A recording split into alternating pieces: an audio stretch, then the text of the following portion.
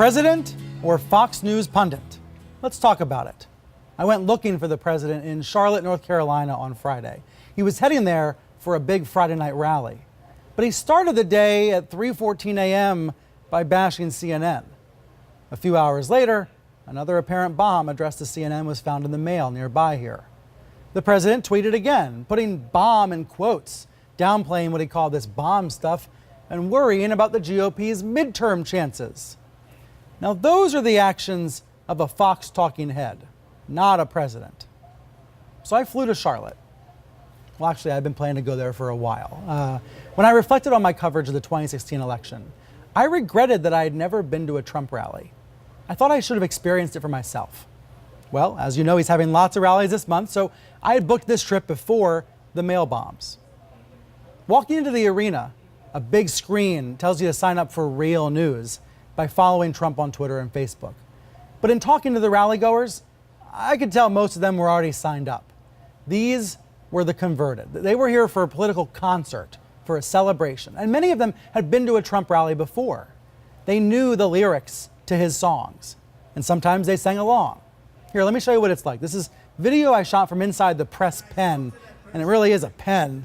You can see CNN, Fox, NBC reporters working, and all the camera crews on the riser, and then thousands of rally goers all around the room.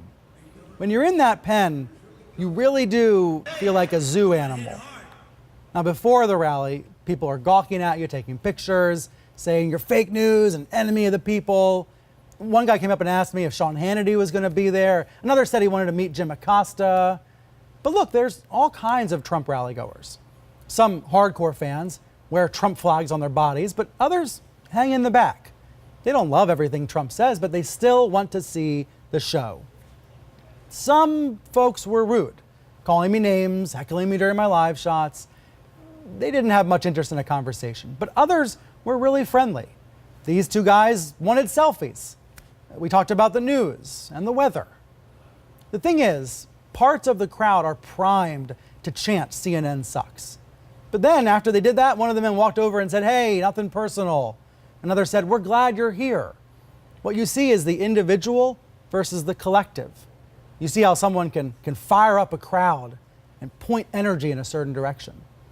Some of them seem to think the enemy of the people stuff is just a performance, like pro wrestling. But others seem to really, truly believe it. And that's the heart of the problem. Trump is leading a hate movement against the media, and he kept it up all this week. No, not everybody in his crowd believes it, but some do. And that is dangerous. Now, you might have heard that TV crews travel to these rallies with security. And that's true. The networks usually don't like to talk about this. We don't want to draw attention to it. But security is there in case anything gets out of hand. So, did I feel like I was in danger there? No, not at all. But the boos and the insults can feel intimidating. And that brings me back to looking for a president, looking for presidential leadership. Here's what it was like in the arena on Friday when Trump started his media bashing. We must unify as a nation in peace, love, and in harmony. The media has a major role to play, whether they want to or not.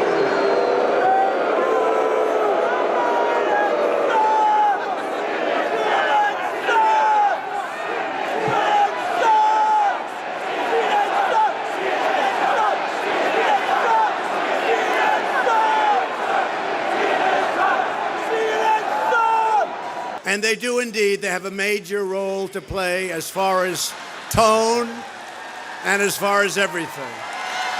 What's newsworthy is what Trump didn't do. He didn't try to tamp down the jeers of CNN after a week of bombs in the mail. Instead, he soaked up the jeers. He reveled in the chants.